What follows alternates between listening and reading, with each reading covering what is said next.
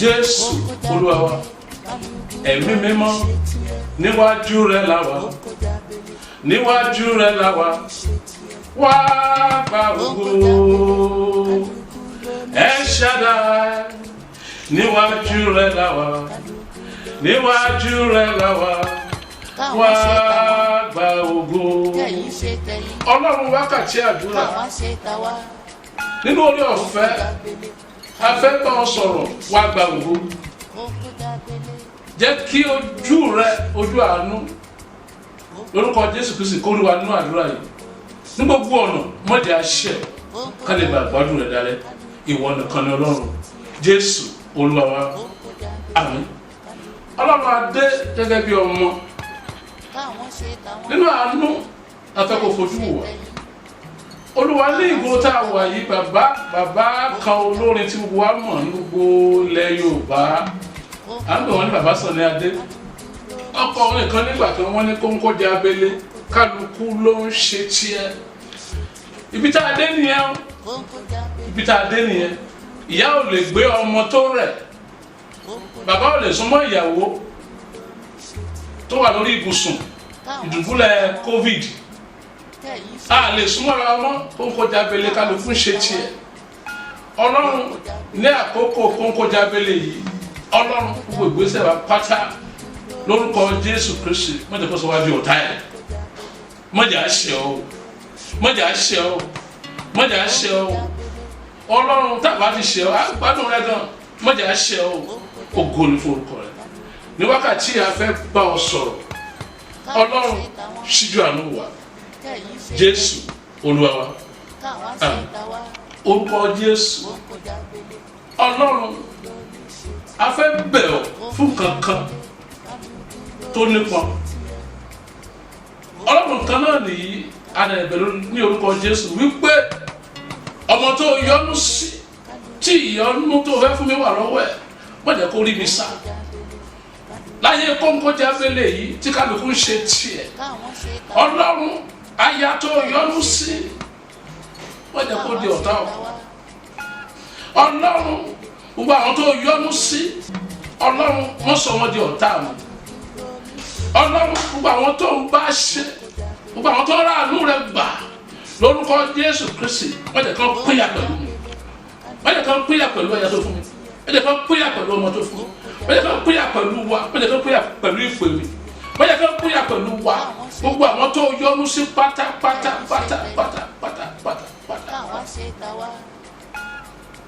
Olúwa jọ̀wọ́ má jẹ́ kán rí wa sá, má jẹ́ kán rí wa sá, má jẹ́ kán rí wa sá, má jẹ́ kán rí wa sá. Ìwọ ni Ọlọ́run, nígbà tí o ti fàyè sílẹ̀ táwọn ò ti sá fún ọ, olóore ò ní sá fún wa, aláàánú ò ní sá fún wa. Lórúkọ Jésù Kristi, ẹni tó fi àánú wa lọ́pọ̀ kò ní máa wà ní òkèèrè, kò ní mọ̀ ṣe sorry o, I would have helped. Ọlọ́run jọ gbogbo àwọn tó yọ́nú sí, mọ́sọ̀ wọn di ọ̀tá wa. Olúwa má jẹ́ kí wọ́n wà ní òkèèrè. Olúwa jọ nítorí àánú rẹ má jẹ́ kí wọ́n lórí wa sá o. Ògo ni forúkọ rẹ. Jésù Olúwa wa. Ọlọ́run a tún gbé àwọn àníwájú rẹ̀ síbẹ̀. Ǹjẹ́ a tún bẹ̀bẹ̀ gbogbo àwọn tí òun bá jà, tí àwa ń bá ṣọ̀rẹ́, Olúwa pè wá níyà. Olùkàdùkú wà láyé ẹ̀, àfàwọn tó fẹ́ ṣàánú fún, àfàwọn tó máa dẹ̀yìn ṣàánú fún, àfàwọn tó máa ṣìgbọ́ tí wọn. Ṣùgbọ́n nínú àwọn tó ò ní dáríjì, ọba Ahasiah pẹ̀lú Jehoṣafati. Jehoṣafati ṣìṣe rí kó lọ bá ẹni tó ń bá jà ṣe alliance. Ọlọ́run gbogbo àwọn tó ń bínú sí, gbogbo àwọn tó ń bá jà, gbogbo àwọn tí ò ní rí ojú rẹ mọ́, Ọlọ́run a bẹ̀ ọ́ lónìí lórúkọ Jésù, káwọn bá ṣe ọ, káwọn bá sọ orí ọ̀fẹ́ náà. Jonah 2 verse 8, káwọn bá sọ orí ọ̀fẹ́ náà. Ọlọ́run gbogbo àwọn tó ń bá jà, Olúwa pọ́n wa níyà pẹ̀lú wọn. Àjọ dúró mọ́ o, olùkálùkù wà láàyè, Kóńkó jẹ́ abẹ́lé ní wà láàyè, àfi tó bá ti pinnu láti dáríjì. òtí bá ti pinnu láti lò mí fún ògo rẹ nínú ayé wọn láì ṣe bẹ́ẹ̀ Olúwa pín wa níyà Olúwa nínú àánú rẹ olùkọ́ Jésù Olúwa pín wa níyà Jésù Olúwa wa Olúwa abẹ̀bẹ̀ lórúkọ Jésù Kristi ibùdó tí àánú wà lórúkọ Jésù Kristi Ọlọ́run ó yá mú wa débẹ̀ ibùdó tí àánú rẹ wà bó ti wù kí ó lè jìnnà tó lórúkọ Jésù Olúwa mú wa débẹ̀ torí pé ọmọ rẹ ni wá a lè ń gbà ọ́ sọ̀rọ̀ gẹ́gẹ́ bí ọmọ sí bàbá Ọlọ́run ibùdó gangan tí àánú wà fún oníkálukú ìgbésí ayé kọ́ńkọ́jà abẹ́lé yìí Ọlọ́run ibùdó tí àánú wà ní àkókò kọ́ńkọ́jà abẹ́lé yìí kò ní déwọ̀ bó ti wù kó ní ẹ̀sọ́ àwọn débẹ̀ àwọn débẹ̀ nínú agbára rẹ nínú orúkọ rẹ nínú ọ̀rọ̀ rẹ pẹ̀lú agbára tí bẹ́ẹ̀ mímọ́ èmi máa bu adébẹ̀ ibùdó gangan tí àánú wà fún èmi fún ọmọ fún aya fún gbogbo àwọn ọmọ rẹ pátá Olúwa mú wa débẹ̀ Olúwa mú wa débẹ̀ bíláàbẹ̀ bó ti wù kó kátó Olúwa mú wa débẹ̀ àgbà ọkọ̀ kò ní ṣe bẹ́ẹ̀ Jésù Olúwa wa orúkọ Jésù nínú ilẹ̀ Íjíbítì náà ni Góṣẹ́nì wà a kọ fún wa nínú orí keje orí kẹjọ orí kẹsàn orí kẹwàá orí kọkànlá nípa àwọn àjàkálẹ̀ àrùn ṣùgbọ́n wọn ò dé Góṣẹ́nì Ọlọ́run ó sọ fún wọn nínú ìwé Ẹ́kísódù kan náà orí kejìlá ẹsẹ̀ ìkẹtàlá wípé when I see the blood bari ẹ̀jẹ̀ mi ò rẹ̀ yín kọjá Ọlọ́run kòkòrò ìkorò tó gba ayé kan tó fa kóńkó jábẹ́lẹ́ Olúwa nítorí ẹ̀jẹ̀ Jésù mọ̀jẹ̀ wọlé wa o mọ̀jẹ̀ dọ́ọ̀dẹ̀ wa o mọ̀jẹ̀ akẹ́ńtókò mọ̀jẹ̀ ńtókò kò wa Olúwa jọ lé àkókò yìí lórúkọ Jésù lábẹ́bẹ́ o nípa agbára ẹ̀mí wọn àti ní orúkọ rẹ wípé kòkòrò ìkorò yìí tó fà kó ń kọjá abẹ́lé lórúkọ Jésù Kristi kò ní wá wá rí kò ní wá wá kàn orí ọ̀fẹ́ tó pàdé Góṣẹ́nì ní ilẹ̀ Íjíbítì lórúkọ Jésù yóò bàlẹ̀ wá Ọlọ́run fàánú gbọ́ o Ọlọ́run fàánú gbà o Ọlọ́run fàánú ṣe o Jésù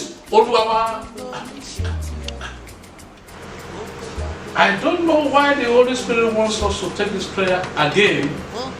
We took it earlier on in Yoruba. Now it is taken in English. There must be a reason that the Holy Spirit says we should go back to it. And that prayer point is this: Lord in heaven, from all you have dissociated yourself, dissociate me. Detach me from those you are detached from. Lord in heaven, distance me from those that you are distanced from.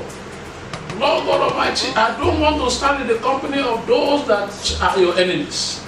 Lord in heaven, dissociate me from those you are dissociated from, and separate me from those that you are separated from. Lord in heaven, please give me grace so much I will not be standing in the wrong places. Lord in heaven, by the power of the Holy Spirit, direct my path, direct my footsteps away from those that you are distanced from. And Father in heaven, I believe that you have done this, and I give you all the glory, because you will not misdirect me. Indeed, you will never misdirect any of your children. Please direct our paths, direct our steps away from those that you are dissociated from. Thank you, Lord Almighty. In these days of Konko Jabele, Lord God Almighty, I shall not stand in the company of your enemies. Thank you, Jesus, for answering by mercy. In Jesus' most wonderful name, we are praying. Amen. Amen. And amen. Konko Jabele, kaluku lomi shetie. Konko Jabele, kaluku lomi shetie. Konko Jabele, kaluku lomi shetie. Konko Jabele, kaluku lomi shetie. Káwọn ṣe tàwọn, kẹ́yin ṣe tẹ̀yin. Káwa ṣe tàwa. Konko Jabele, kaluku lomi shetie. Konko Jabele, kaluku lomi shetie. Konko Jabele, kaluku lomi shetie.